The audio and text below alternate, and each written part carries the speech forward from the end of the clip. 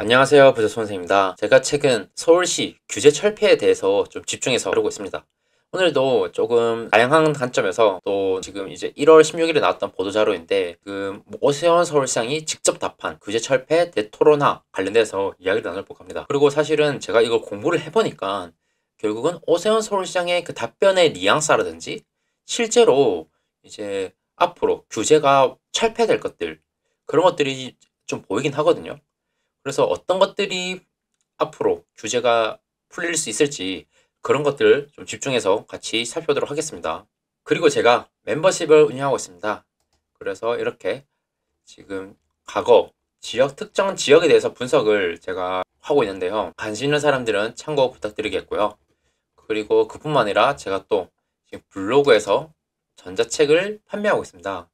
그래서 전자책 가보시면 지금 동대문구, 성동구, 마포구 이 세 개 자치구에 대한 전자책 각 자치구별로 좀 깊게 공부해보고 싶으신 분들은 해당 전자책도 참고해 주시면 감사드리겠습니다. 그럼 바로 시작해 보도록 할게요. 일단 좀 영상으로 보고 싶은 분들은 지금 이 서울시의 유튜브 보시면 지금 2시간 50분 부분 그러니까 약 3시간짜리 영상이 있습니다. 근데 이런 것들 물론 보시면 좋겠지만 다 영상을 보시기 어려운 분들은 지금 이 영상을 봐주시면 될 것 같아요. 일단 1편, 2편 제가 이거 영상 몇 개 찍었죠. 지금 1편 규제 철폐가 지금 6호까지 나온 걸로 제가 알고 있거든요. 근데 1, 2호가 바로 이 첫 번째 영상 봐주시면 될 것 같습니다. 여기 보시죠. 볼까요? 지금 아마 이 영상 미친 규제가 시작된다 해서 규제 1, 2호 그리고 2, 3호가 이 위기의 서울시 어디를 재개발할 것인가 그러니까 규제 철폐 3, 4호에 대해서 제가 영상을 다루었습니다. 그래서 지난 철폐에 대한 내용은 이 영상을 봐주시면 되겠고요. 지금 일단 보시면 지금 오늘 토론에 나왔던 의견들을 일단 모두 서울 검토하겠다고 이렇게 오세훈 서울시장이 말했죠. 그래서 이런 것들을 검토해보고 그리고 오세훈 서울시장이 좀 나중에 뒤에서 설명해드리겠지만 그 당시 답변한 내용에서 좀 봤을 때 그리고 서울시 자체적으로 할 수 있는 것들은 빨리빨리 규제를 즉시 규제를 철폐하겠다 이런 것들 단어가 나오는 것으로 봐서 앞으로도 좀 이런 것들 규제 철폐는 계속될 것이라고 생각합니다. 일단 첫 번째 제가 이것도 다루었죠. 토지 거래 허가 구역 지정 해제에 대해서 지금 보시면 지금까지는 이제 가격이 상승하고 있었기 때문에 폭등이라는 말을 썼네요. 그래서 기름을 붓는다. 불난 집에 기름을 붓는 역기능이 예상되어 가지고 가감하게 풀지 못했으나 지금은 또 이제 부동산 시장이 안 좋기 때문에 이제 오세훈 시장이 지금 시점에선 풀어도 된다. 이렇게 일단은 판단을 하고 있는 것 같습니다. 그래서 관련해 가지고 영역을 내놨고 이런 식으로 별도로 또 보도자료를 내놨습니다. 이것도 보시면 결국은 제가 말했죠. 이 지난 영상에서도 제가 다뤘거든요. 이 영상 지금 2개의 영상에 이어서 2개의 영상으로 제가 토지거래 허가구역에 대해서 좀 이야기를 해봤습니다. 거의 1시간 되는데 사실 급하신 분들은 이번 이 우측에 있는 내용 꼭 봐주시면 될 것 같고요. 지금 과거의 토지거래 허가구역이라든지 역사 그리고 언제 서울시는 토지거래 허가구역을 지정하고 해제했는지 이런 과거의 트렌드를 알고 싶다면 왼쪽에 영상도 같이 봐주시면 될 것 같습니다. 어쨌든 간에 이것도 제가 말했죠. 이 영상에서 말씀드렸지만 결국은 서울시가 급하기 때문에 그러니까 거래량이 감소되었기 때문에 어떻게 보면 이 거래량 감소라는 게 지방정부 그러니까 서울시 차원에서도 함축하는 것이 맞습니다. 왜냐하면 이 거래량이 감소했다는 것이 결국은 세금이 덜 거쳤다. 이거랑 일단 같은 말이잖아요. 그래서 일단 서울시가 그런 측면에서 거래 활성화 대책의 일환으로서 지금 이 토지 거래 허가 구역으로 해제를 하겠다. 본격 추진하겠다. 이렇게 한 건데 제 생각은 계속해서 말씀드렸습니다. 이미 늦었다. 사실은 토지 거래 허가 구역은 이미 다른 곳들 토지 거래 허가 구역이 아닌 것들과 비교했을 때 상당히 분위기가 좋습니다. 근데 지금 시점에서 푼다? 그러면 사실은 지금 이 양극화를 넘어서 더 초양극화 이런 것들이 더 단기간적으로는 일어날 수 있다. 전 그런 생각을 합니다. 보시면 그래도 재검토 추진 중에 있다. 그런데 최소한의 조치는 유지할 계획이다. 이것도 어디가 유지가 될 가능성이 높은 건지 이것도 진행 영상 봐주시면 힌트가 있습니다. 그래서 관심 있는 사람들은 이 진행 영상 봐주세요. 그리고 제가 이게 또 지금 이번에 나왔던 토론회에서 나왔던 내용인데 저는 상당히 이 부분은 유익 있게 봐야 될 내용이라고 생각합니다. 충분히 이거는 규제 철폐가 될 수 있을 거라 생각하거든요. 보시면 지금 서울시가 최근 계속해서 2040 작년 이제 개정이 됐었죠. 2030 서울특별시 도시주거환경정비기본계획에서도 뭐 재개발, 재건축 이런 것들 활성화 대책의 일환으로서 뭐죠? 뭐 현황 용적률이라든지 현황 용적률을 인정해 준다든지 뭐 사업성 보정 개수 이런 것들 이제 도입을 했습니다. 그래서 이런 것들 재건축 활성화를 위해 가지고 여러 가지 규제 철폐를 하고 있다. 하지만 지금 이게 문제죠. 300세대 미만의 소단지 아파트는 단독 개발을 할 경우 사업성이 나오지 않는다. 결국은 지금 넓은 면적, 전면 철거형 이것도 재개발에 있어서 이게 힘드니까 소규모 정비 사업 해가지고 이제 별도로 모아타운이라는 브랜드를 만들어가지고 서울시장이 지금 기회를 주고 있잖아요. 이제 여러 가지 정상량도 시켜주고 노후도 여건도 좀 완화해주고 이런 것들을 통해 가지고 인센티브를 주고 있거든요. 근데 이 재건축에 있어서도 물론 이 모아타운이라는 소규모 정비법에는 소규모 재건축 사업도 있긴 한데 어쨌든 간에 이 재건축 소단위 아파트의 단독 개발 그러니까 재건축이겠죠. 이것들도 지금 없는데 이런 것들도 기회를 달라 이렇게 말하고 있는 것입니다. 그래서 이런 것들 지금 사업성이 나오지 않는다. 그래서 분담금도 크기 때문에 이런 재건축 활성화되기가 어렵다. 그래서 어떤 것을 요구하냐?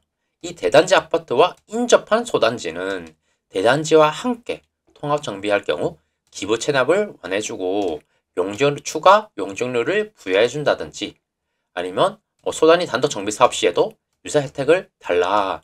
그러면 이런 식으로 슬럼화를 막을 수 있을 것이다. 라고 일단 요구를 하고 있습니다. 근데 서울시장의 답변이 굉장히 일단 의미심장하죠. 충분히 도와드릴 가치가 있는 제안이다. 그래서 결국 또 이제 전제 조건을 합니다. 다만 큰 단지든 작은 단지든 재건축이든 재개발이든 모두 이게 중요합니다. 그러니까 아무리 서울시장이 기회를 뭐 주고 인센티브를 준다 하더라도 결국은 이 주민들의 의사, 동의율이 굉장히 중요한 요건입니다. 그래서 이런 것들이 주민들의 주체 사업이기 때문에 이것을 강조했다고 했거든요. 그러니까 이러한 말에서부터 일단은 여러 가지 일단 의미가 함축되어 있다는 것을 알고 계셔야 됩니다.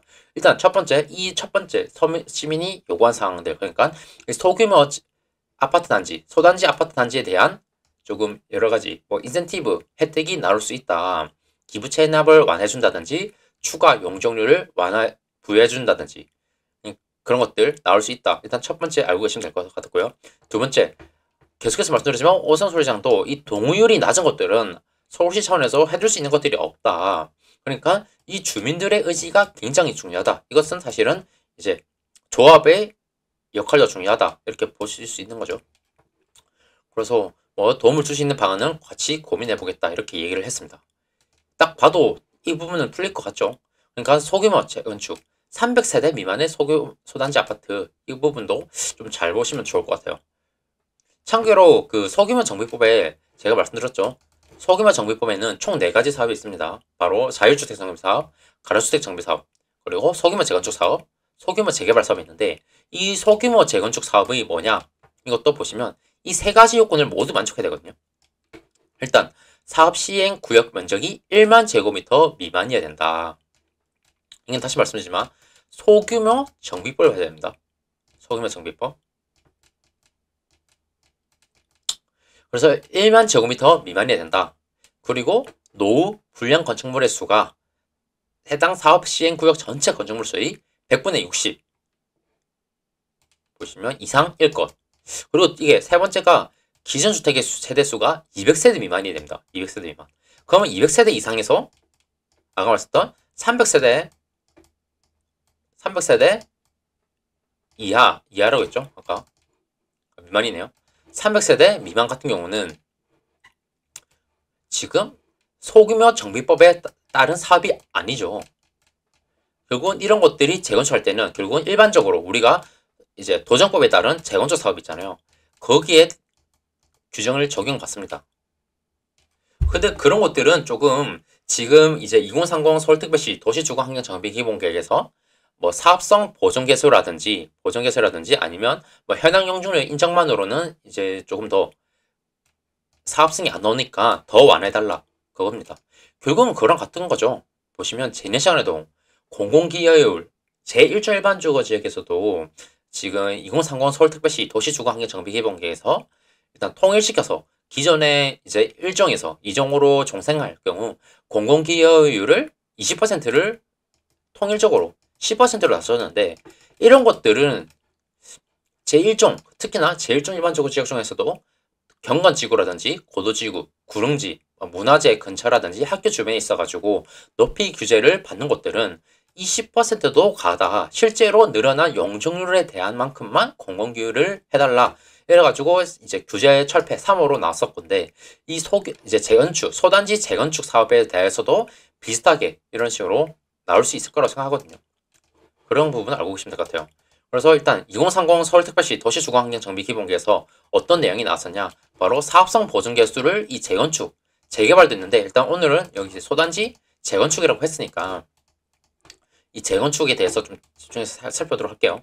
그래서 일단은 물론 한번 규제 완화를 해줬습니다. 그래서 사업성이 낮은 단지라든지 아니면 이제 그리고 지역의 사업성 개선을 위해 가지고, 이게 지역도 있지만 단지도 있죠. 이것도 잡아야 돼요. 그러니까 뭐 용산의 재건축이랑 좀 이건 좀 다를 수 있는데, 예를 들어서 뭐 상계동의 재건축 사업 당연히 다르겠죠. 일반 분양가 자체가 다르기 때문에 사업성, 용적률이 차이가 있더라도 용산은 용적률이 높아도 사업성이 나을 수 있고요. 이제 뭐 상계 이런 것들은 용적률이 상대적으로 낮아도 사업성이 안 나올 수도 있습니다. 그래서 그런 것들을 고려해가지고 단지나 이 지역의 특성을 고려해가지고 사업성을 개선시켜주기 위해서 지금 뭐 보정 개수를 도입을 했습니다. 그래서 뭐 간단하게 살펴보면 기존에는 일단 허용 용적률이 있거든요. 기존 용적률에서 지금 이제 인센티브량을 받을 수 있었습니다. 이것도 뒤에서 설명해 드릴 건데, 근데 이 인센티브량에다가 지금 이 사업성 보증 개수가 지금 1에서 2.0, 그러니까 최대 2배까지 허용 용적률에 인센티브를 받을 수 있게 되는 것입니다. 이게 일단 2배까지 허용 용적률이 늘어난다.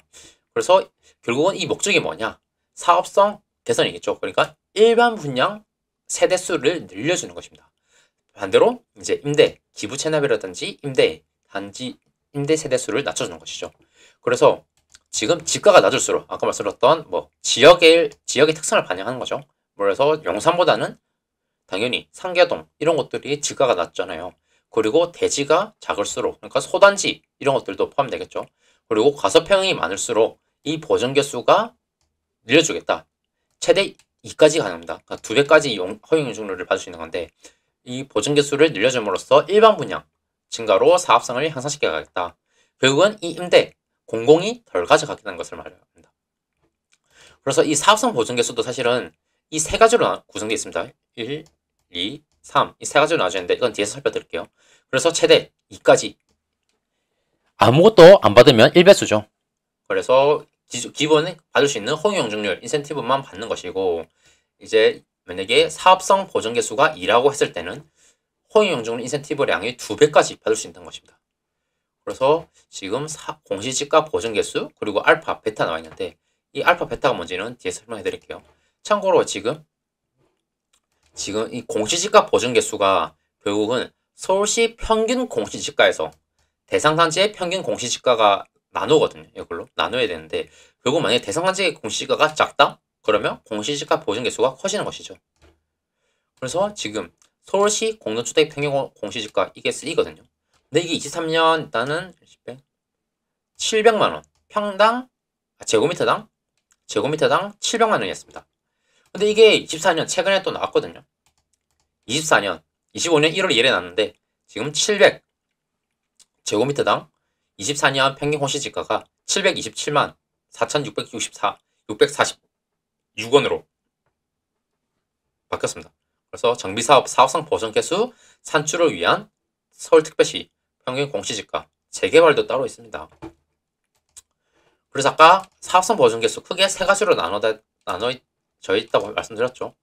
그래서 1번 공시지가 보전 개수, 이거는 서울시 공동주택 평균 공시지가 아까 앞에 말씀드렸던 제곱미터당 724만 6천원이었나요? 이거 727만 4,600원. 하여튼 이 금액으로 대상 단지의 평균 공시지가를 나누면 된다. 그래서 대상단지 평균 공시지가가 높으면 지금 이 공시지가 보증 개수가 낮아지는 것이죠. 그리고 이제 대지 면적이 보증 개수입니다. 그러니까 대지 면적이 지금 1만 제곱미터 이하일 경우는 지금 보증 개수를 0.2까지. 그러니까 면적이 늘어날수록, 그러니까 정리해보면 면적이 작을수록 보증 개수가 높은 거죠. 그래서 면적이 지금 뭐 이 가로로 치었을 때 면적을 했을 때 이 면적을 했을 때 지금 이걸 보시면 1에서 2만 2만 제곱미터입니다. 그래서 이게 0.2였습니다. 보증 개수가.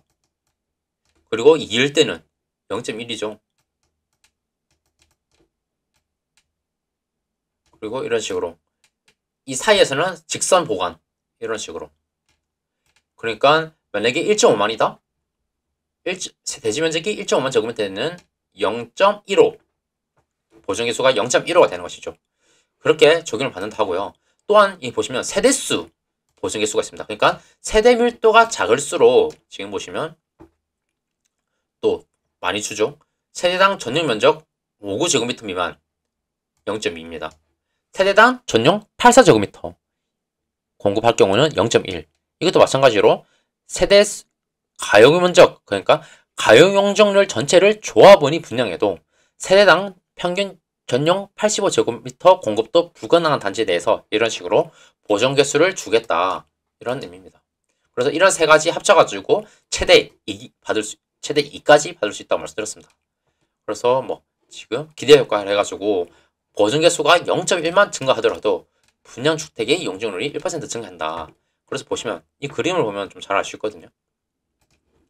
그래서 기존에 제3조 일반 주거 지역의 경우에는 이제 그 사업성 보증 개수가 아무것도 인센티브를 못 받았다. 그러니까 사업성 보증 개수가 1이다 했을 때 이제 기준 용적률이 210%죠. 그리고 이제 인센티브를 최대 20%가 받을 수 있습니다. 그래서 허용 용적률이 230%, 그리고 상한 용적률이 250%.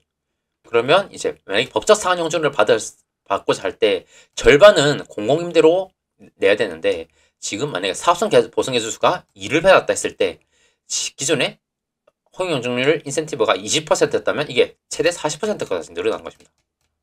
그래서 허용 용적률이 40% 되고 지금 상한 용적률은 20%. 근데 법적 상한 용적률은 똑같이 300%잖아요.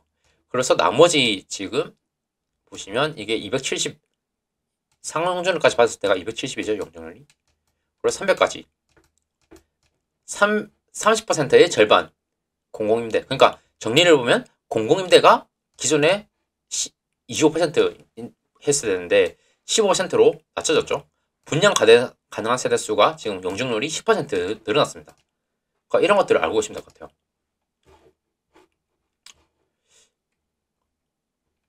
그리고 뭐 이런 것들은 제가 뭐 다음에 또 다루도록 할게요. 근데 제가 일단 봤을 때 지금 최근 트렌드를 보면 조금 그 트렌드를 알 수 있었거든요. 보면 이건 제가 규제 철폐 3호도 마찬가지입니다. 형평성을 고려해가지고 어떻게 보면 지금 과도하게 차별성을 받고 있다. 그러니까 차별성을 받고 있는 것을 형평성을 고려해가지고 통일을 합니다. 동일화시킵니다. 근데 이걸 보니까 또 뭐 예를 들어서 제1종 일반 주거지라든지 여기서 말씀드렸던 소단지 이런 세대 아파트들은 더 인센티브를 줘야 되는 것이 아닌가? 이런 또 컨센서스가 형성돼가지고 유연화 인센티브를 줘가지고 다시 차이를 주죠. 차별을 줍니다. 그러니까 이게 계속 반복되는 거예요. 그러니까 통일을 시킨다. 모든 것들을 일괄적으로 통일을 시켰습니다. 근데 이렇게 보니까 이게 획일화되었죠. 이 획일화된 것을 우리가 좀 안 좋은 것, 사업성이 안 좋은 것들은 더 인센티브를 줘야 되지 않겠냐? 이래가지고 차이를 만듭니다. 차별을 만들죠. 그리고 이게 또 뒤에서 통일을 시킵니다. 이거 계속해서 뺑뺑이 돈다. 이런 느낌이 들거든요. 그러니까 대표적으로 지하시장 때 나왔던 규제 철폐 3호 마찬가지입니다. 제1종 일반 주거지역 이 보시면 이것도 보시면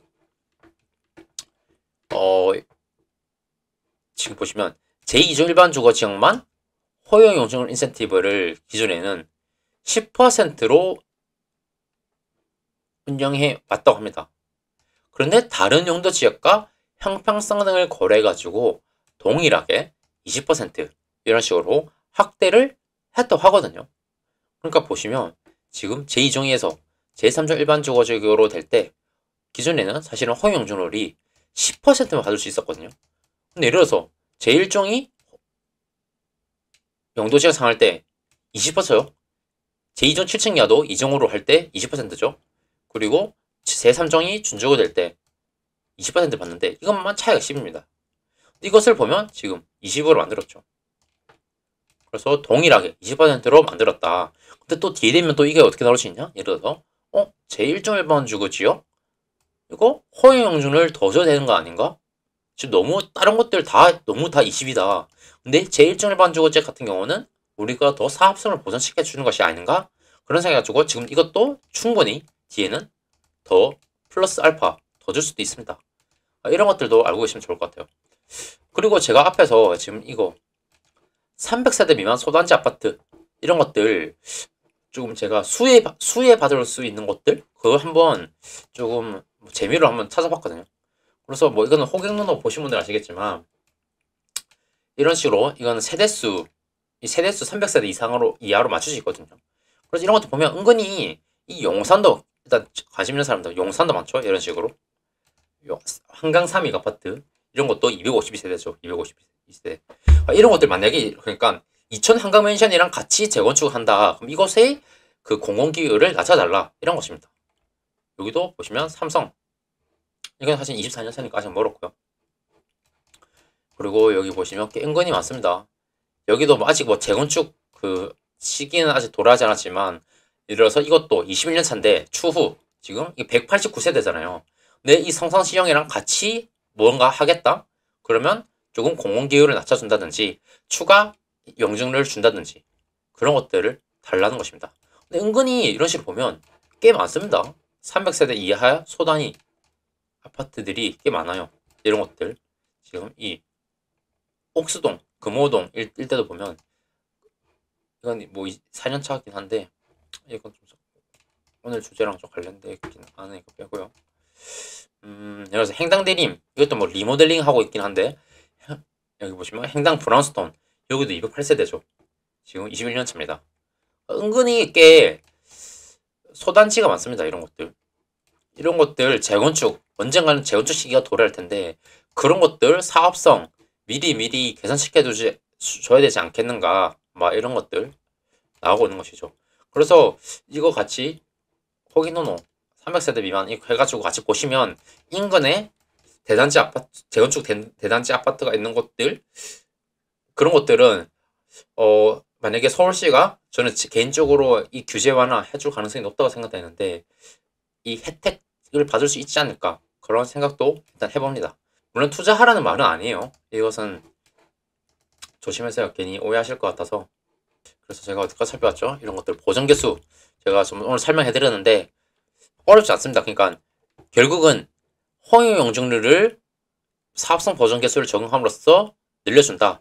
하지만 이 법적 상한용적률은 제한되어 있기 때문에 상한용적률이 기존에는 250%에서 300% 이 늘어난 용적률 50%에 대해서 절반은 공공 임대를 만들어야 되는 거고 지금은 이건 270%죠.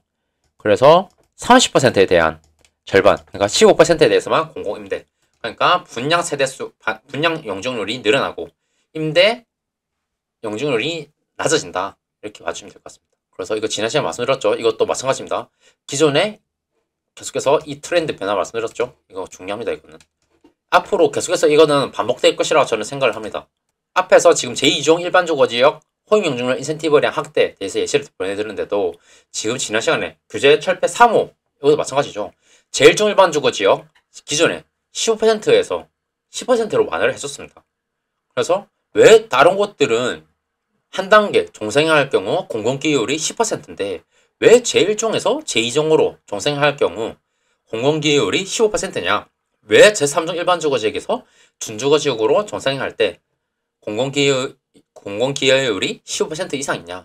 다 다른 것들과 일단 통일시켜라 해가지고 모두 일괄적으로 1단계 종생할 경우에는 공공기여율을 10%로 완화해줬죠.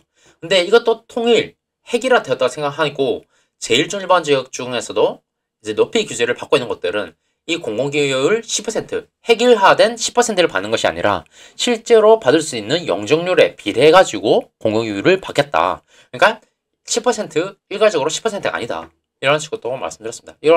이거랑 관련해서 살펴봐도 좋을 것 같습니다. 그래서 계속해서 지금 보시면 제1종 일반 주거 지역에 대해서도 인센티브를 주고자 한다는 것을 알 수 있습니다. 그리고 아까 말씀드렸다시피 이 공공기여율 결국은 지금 기존에는 허용 영종률이 최대 20%만 받을 수 있었거든요.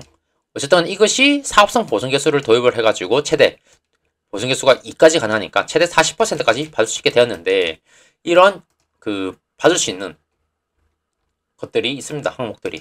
근데 이것도 지금 이번에 나왔던 2030 서울특별시 도시주거환경정비 기본계획에서 주거공간 대개제로 위해 가지고 허용 영종률 인센티브 항목을 확대 다양화시킵니다. 그래서 여러가지 기존에는 예를 들어서 이 노란 색깔 것들은 없었어요. 근데 지금은 고령 서비스를 시설을 도입할 경우 허용 영종률 5% 이내에서 받을 수 있다. 최대 20%까지 나와 있죠.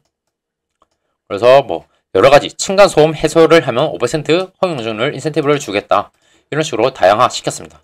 친환경 또 요즘 이슈죠. 친환경 건축물을 만들어도 7.5% 이내에서 받게 해주겠다. 그리고 이게 또 중요한데 다음 내용으로 넘어왔습니다. 기부 채널 완화 관련됐습니다.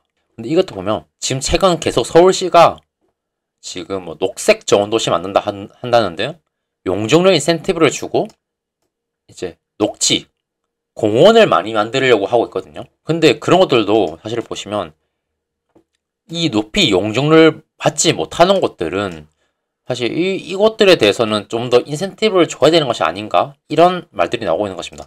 그래서 입체공원 그래서 뭐 예를 들어서 옥상이라든지 측면 벽 같은 것들이죠. 벽면 같은 걸 활용하고 이런 녹시율을 높인 것도 공원 면적으로 카운트를 해주겠다. 굳이 이 건폐율 대지를 쓰지 않더라도 이제 건물을 지었을 때 옥상이든지 이 벽면에 만든다든지 이런 입체 공원들로 이런 면적도 이 기부 체납으로 카운트 해주겠다는 것입니다. 이것도 굉장히 파격적인 것이거든요. 그러니까 어떻게 보면 사업성이 안 좋은 것들은 이 건폐율을 이때까지는 이 공원을 만들기 위해 가지고 용적률을 높게 짓고 이 면적에 대해서는 이제 최소한으로 이제 이것도 법적으로 공원 만들어야 되는 그 면적이 정해져 있거든요. 근데 사업성이 안 좋은 것들 어떻게 되나요? 사업성 안 좋은 것들은 건폐율 이런 규정이 있어가지고 공원을 만들어야 되는 면적은 동일한데 어쩔 수 없이 지금 용적률이 낮게 나오니까 사업성이 안 나오는 거잖아요. 근데 그런 것들을 보시면 어떻게 하겠냐? 건폐율을 높게 써도 된다. 넓게 써도 된다. 그래서 대신에 뭐 옥상에 이런 것들 정원을 만든다든지 벽면에 만들다면 지금 이것도 그 기부 체납한 것으로 우리가 카운트 해주겠다 이거죠. 그래서 이거는 뭐 최근은 계속해서 관련해가지고 조금 이슈가 있는 것들이 있거든요. 바로 반포 주공 1단지 지금 거기에서 이슈가 있습니다. 여기도 보시면 지금 이런 식으로 원래는 반포 주공 1단지 여기다가 입체 공원을 만들기로 했거든요. 근데 이게 서울시가 한강유역청이랑 일단 협의를 했는데 갑자기 지금 보시면 보면 이 한강유역 환경청에서 설치 불가 의견을 통보해가지고 통보를 했다 하거든요. 그래서 그 이유가 바로 지금 이 아파트 단지 주민들이 주로 이용하고 이거는 서울시 시민 그러니까 공공성이 있다고 보기 어렵다. 근데 웃긴 게 서울시가 지금 나서가지고 이게 뭔 말이냐 지금 우리는 만들어야 된다. 이 입체 상부공원을 만들어야 된다 해가지고 지금 한강유역 환경청이랑 지금 조금 뭐죠 서울시가 트러블이 있는 것 같아요. 근데 이게 어떻게 될지는 잘 모르겠네요. 그래서 어쨌든 간에 여기도 원래는 이제 덕계공원을 만들기로 해가지고 지금 이런 식으로 만들기로 계획되어 있었는데 지금 이런 것들 이슈도 알고 있으면 좋을 것 같아서 제가 한번 소식을 가져봤습니다. 그래서 뭐 지금 이 밑으로는 올림픽대로가요. 이 올림픽대로가 지나가고 바로 여기 사람들이 이제 올라와가지고 이곳에서 한강 조망 공간을 조성할 수 있게 되는 것입니다. 이렇게 바로 앞에 설해섬도 있죠. 밑으로는 차 다니고 있죠. 이런 것들 만든다고 생각하시면 될 것 같아요. 그리고 뭐 다음으로 이제 또 나온 것들이 바로 이 용적률 이양 제도인데 그리고 또 뉴욕의 사례를 보고 서울에 도입을 하겠다. 대표적인 이것도 제가 따로 영상을 만들긴 했었는데 대표적으로 어디죠? 바로 사대문 안이라든지 풍납동 이런 것들 있잖아요. 이런 것들 영중률 이양제 혜택을 받을 수 있는 것들입니다. 그래서 시민들의 억울함을 해소해주겠다. 그리고 또 이것도 중요합니다. 관광호텔 개축, 리모델링 시 용적률, 방수자 규제 완화에 대해서 이제 용적률 완화는 꾸준히 추진되어야 한다. 그래서 부족한 숙박업소를 최대한 빠른 속도로 지을 수 있도록 적극 수용하겠다. 이것도 충분히 가능성이 높습니다. 근데 이 관광호텔 관련돼 가지고는 바로 이 역세권 활성화 사업이랑도 관련되어 있거든요. 그래서 앞으로 저는 이 역세권 활성화 사업 관련해 가지고도 계속해서 규제 완화가 될 것이라고 생각합니다. 좀 보면 사실은 이 보시면 24년 3월 5일 날 역세권 활성화 대상지로서 이름을 봤을 때는 이 역세권이란 말이 들어가 있잖아요. 근데 웃긴 게 주요 간선도로변 그러니까 노선형 상업지역까지 이 대상지가 확대가 되거든요. 그래서 그 목적이 뭐냐? 컴팩트 시티를 만들겠다. 그러니까 역시적 복합 건물을 만들어라 이건데 보시면 관광 숙박시설이라든지 창의혁신 디자인 이런 것들을 도입할 경우 용적률 인센티브를 부여하겠다. 그래서 관련돼가지고 좀 내용을 보니까 지금 서울시가 지금 외래 관광객 3천만 관광도시를 목표로 하고 있기 때문에 지금 숙박시설 지금 현재 부족한데 이런 숙박시설 공급을 해야 된다. 그래서 너희들 민간에서 이런 것들을 공급해라. 서울시에서 용적률 인센티브 줄 테니까 그래가지고 노선형 상업지역 일대에다가 용도지역 상향 이게 굉장히 파격적이었죠 당시. 그래서 노선형 상업지역 일대에 용도지역 상향과 함께 지금 관광 숙박시설을 도입하는 경우 1.2배 이하의 범위에서 용적률도 추가로 가산해 주겠다 이렇게 발표를 했었습니다.